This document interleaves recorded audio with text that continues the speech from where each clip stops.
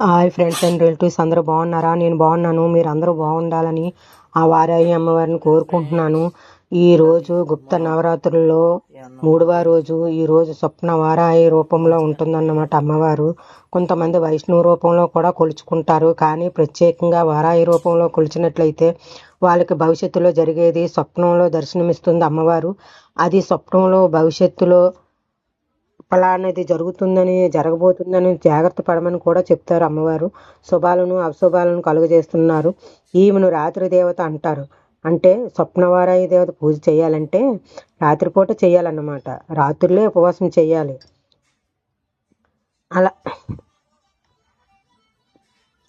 ఈ అమ్మవారు ఎవరంటే లక్ష్మీదేవి యొక్క అవతారాల్లో ఈ స్వప్నవారాహి ఒక అవతారం అన్నమాట. పురుష రూపంలో విష్ణువు, వరాహ రూపంలో ఈ స్వప్న వారాహి లక్ష్మీ స్వరూపం.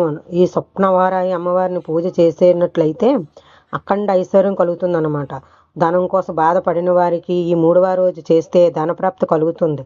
అంటే ఎలా ఉంటుందంటే ఈ అమ్మవారు చీకటి మేఘాల మధ్య మేఘాలతో కప్పబడి 3 కళ్ళతో ఉంటుంది. త్రినేత్ర త్రినయని అని 3 కళ్ళతో ఉంటుందన్నమాట. ఈ స్వప్న వారాహి అమ్మవారికి గొప్పగా చెప్పబడింది ఏమిటంటే వారాహి అమ్మవారు ఏ చిత్రపటంలో చూసినా ఒక నెలవంక ఉంటుందన్నమాట. అసలు వాస్తవానికి ఈ ఒక్క వారాహి అమ్మవారికి మాత్రమే నెలవంక ఉంటుందన్నమాట. ఈ అమ్మవారికి వాహనం ఏమిటంటే గుర్రం.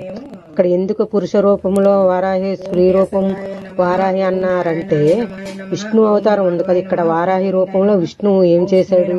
భూమిని తన యొక్క దంతాల మీద ఇమిడ్చాడు. ఈ వారాహి అమ్మవారు కేవలం ఈ స్వప్న వారాహి అమ్మ మాత్రమే తన యొక్క దంతాల మధ్య వారాహి స్వామి పెట్టుకున్నట్లుగా భూమిని పెట్టుకుంటుంది ఈ అమ్మవారు అన్నమాట. ఈ వారాహి రూపంలో భూమిని దంతాల్లో పెట్టే దేవత ఉన్నారంటే ఈ స్వప్న వారాహి మాత్రమే. ఈ వారాహి అమ్మవారి చతుర్భుజాల్లో పాము ఉంటుంది, ఒక భుజంలో మేక ఉంటుంది, ఒక భుజంలో కత్తి ఉంటుంది, ఒక భుజంలో డాలు ఉంటుంది. పాముని మేకని పట్టుకొని ఉంటుంది అన్నమాట ఈ అమ్మవారు. ఈ అమ్మవారు ఎలా ఉంటారంటే దగదగా మెరిసే ప్రకాశంలాగా, బంగారు వర్ణములాగా, శ్వేత వర్ణములాగా మెరిసేటి వస్త్రాలు ధరిస్తూ ఈ అమ్మవారు భారీ ఆభరణాలు, చాలా భారీగా, ఇంత అంత కాదు, భారీగా అంత భారీ ఆభరణాలు ఈ అమ్మవారు ధరిస్తారన్నమాట.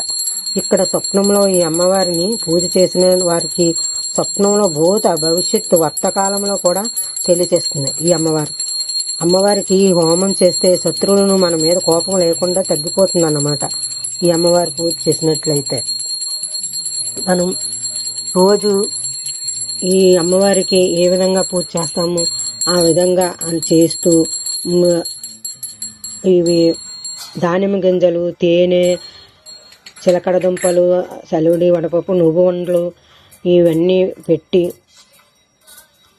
కొబ్బరికాయ, అరటిపళ్ళు, సలివిడి వడపప్పు, తర్వాత ఇంకా ఏమంటే ఖర్జూరం, తేనె, పానకం నీళ్ళు, ముఖ్యంగా పానకం కూడా అమ్మవారికి రోజువారి ఈ ప్రసాదాలు, ఈ నైవేద్యాలు అన్నీ పెట్టగా ఈ 3వ రోజు ప్రత్యేకించి దద్దోజనం ప్రసాదం చేసి పెట్టి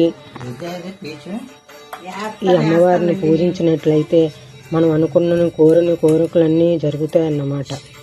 ఈ అమ్మవారికి ధూపం చాలా ఇష్టం కనుక చూడండి, ధూపం బాగా అయితే వేసామండి అమ్మవారికి.